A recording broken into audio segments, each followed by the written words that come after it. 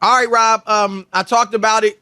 One player who won't be at your camp, he's already started his broadcasting career, and that is our man, Draymond Green. He needs to be at the camp to get some help, all right? Nah, he's doing just fine, actually. He needs some help. He needs some tips. I think he's going to be all right. But anyway, he spoke at the press conference yesterday, of course, as they're doing every day. And he talked about, let me give you context. And Rob G, help me out if I'm wrong on this. But obviously, Draymond was in his bag in game 2, irritating the Celtics, even got under the skin of Ime Udoka and helped force him to get a technical, who's usually calm and collected. But Cornbread Maxwell, Cedric Cornbread Maxwell, former Celtics love that player, nickname, Cornbread. MVP of the 1980 finals, which was Larry Bird's first final, 1981 finals, Larry Bird's first championship.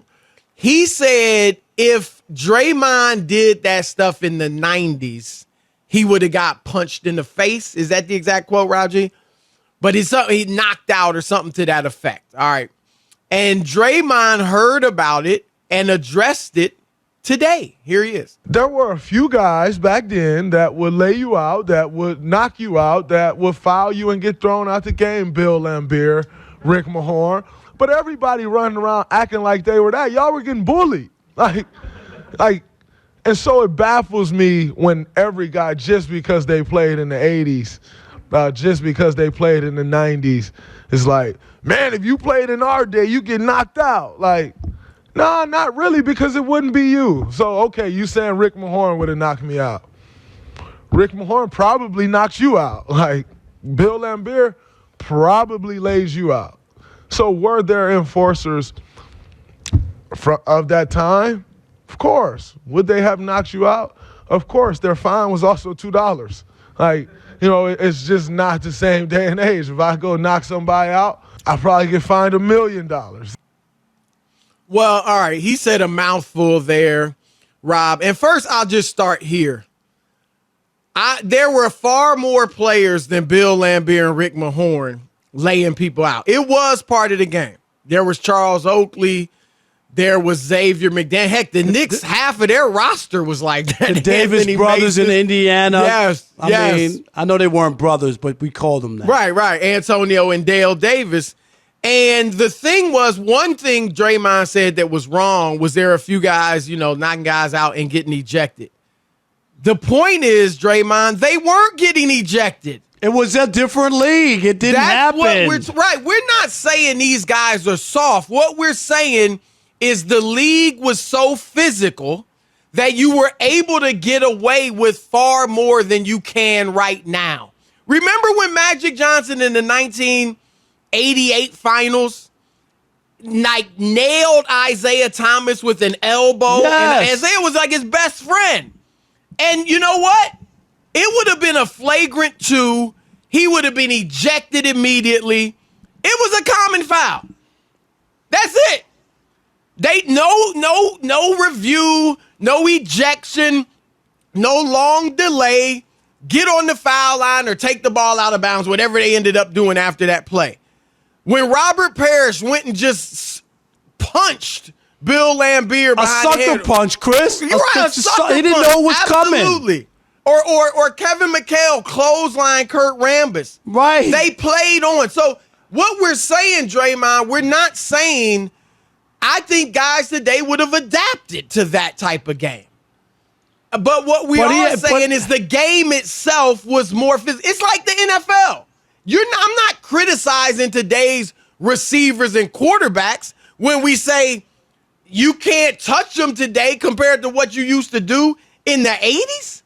Compared to what Terry Bradshaw went through in the 70s, Roger Staubach, Joe Montana in the 80s, you could get crushed as a quarterback. You could get crushed as a receiver. The fact that you can't today helps your numbers. It's just saying the game was different. That's it. There's no doubt about it. And you can't deny it because of the examples we've given. Go watch Joe Montana getting mangled, Chris, and beat up and brutalized by Lawrence Taylor and the Giants. Go watch. Right. It happened. It was a totally different league. And in the NBA, they did play on. It just was. It was like, okay. It wasn't like it. You can't touch anybody now, Chris. Right. Any little thing that even looks like, oh, well, wait a minute. That's you got to get kicked out the game. Right. And anything that's even remotely questionable now, they just stop. Because honestly, Rob, the stuff that Draymond was doing, and he was, that was nothing. That was basketball in the 80s and 90s. That's what it was. The stuff he was doing in game 1. Game 2.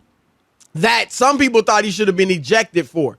So what I want to get into, though, Rob, because Draymond went on and he talked about how, well, you can say back then, oh, the guys were so tough and, they were clocking each other and it was more physical.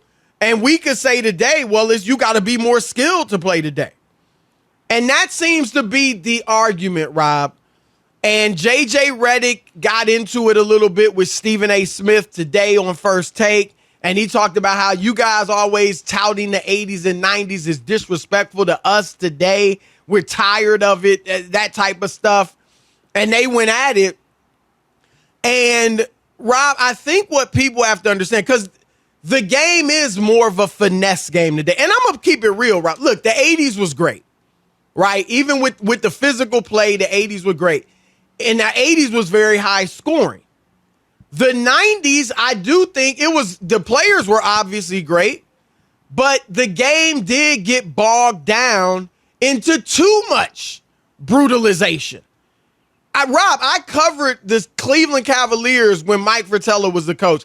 I covered several games that were in the 60s and many more that were in the 70s. That was commonplace. We talked back about then. it.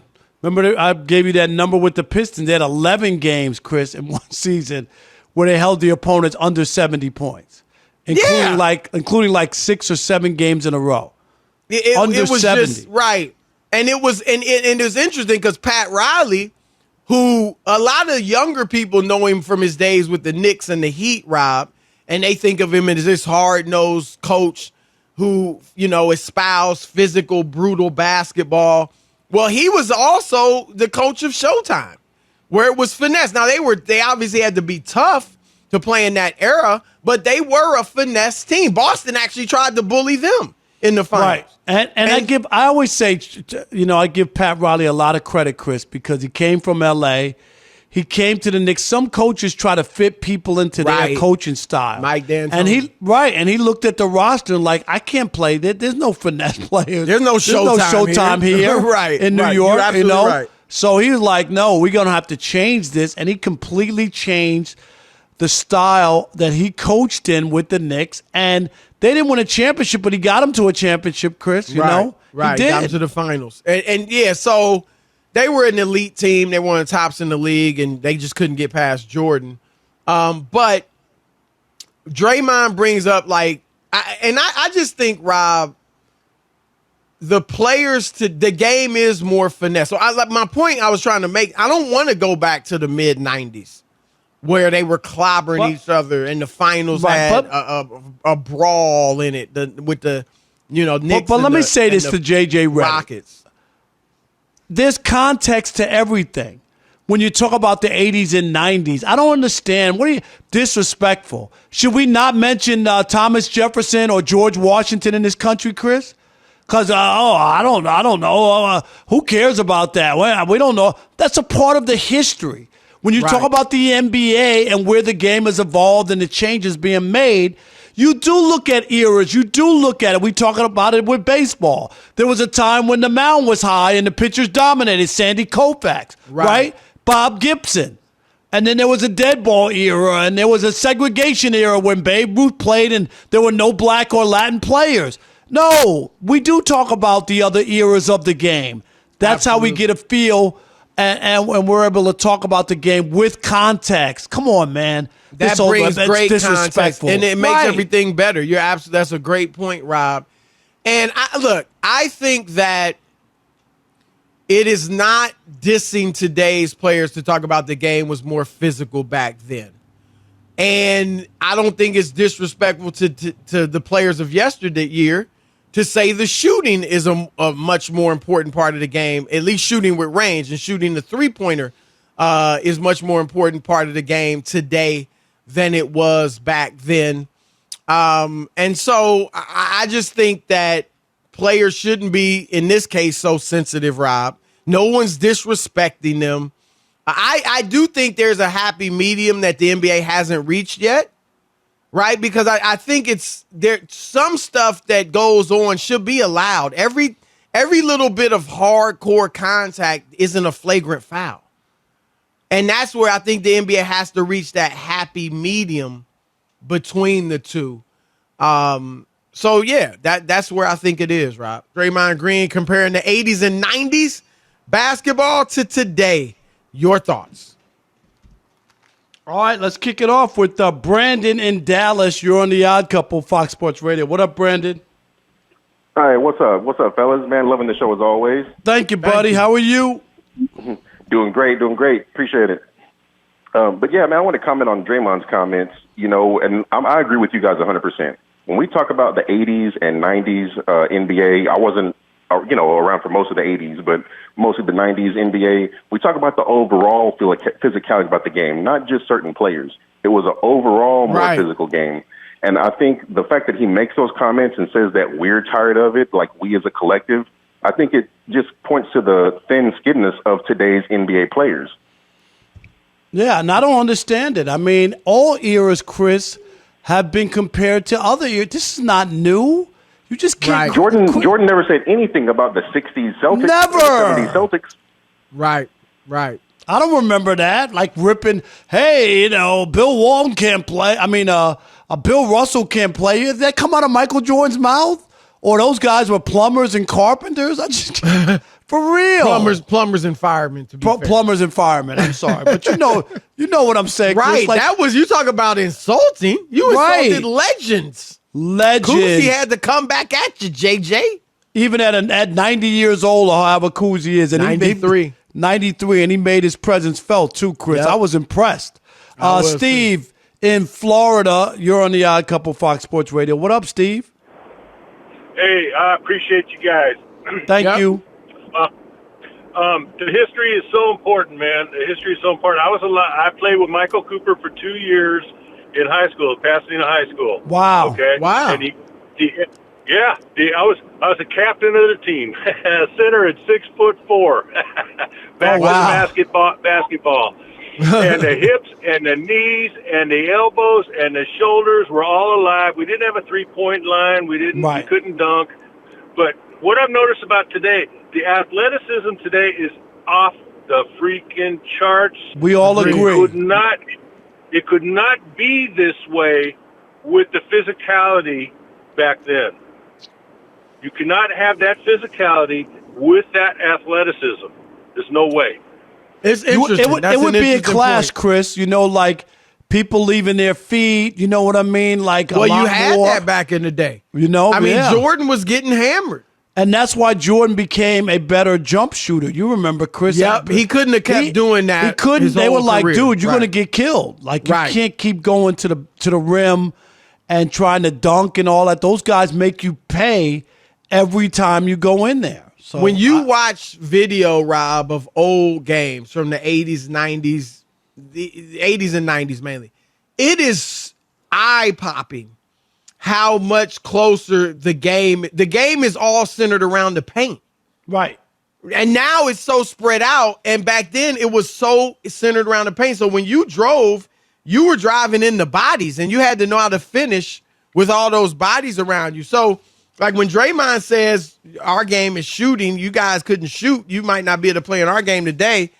And we've heard people, Gilbert Arenas, Rob, talked about, they couldn't have guarded KD back then because he's 7 feet tall, can shoot jumpers. We saw KD against physical defense. Right. In Boston. You know that wasn't as physical as the 90s, and he struggled. Because he's not used to it. And right. You know what I mean? Like they've played and they haven't been touched basically, so they could do whatever they want. And now things are a little changed. In the playoffs, we saw some better defense. Let's squeeze in Curtis, who's in Phoenix. You're on the Odd Couple, Fox Sports Radio. What up, Curtis? Hey, guys. Avid listener. Great to get on the line with you guys. How you guys doing? Man, we're great, man. Good to have you on. All right, perfect. Well, just driving home, getting off work, working 10 hours. I was hearing you guys talk about Draymond in the comments, and I was thinking about the skill set of the people, you know.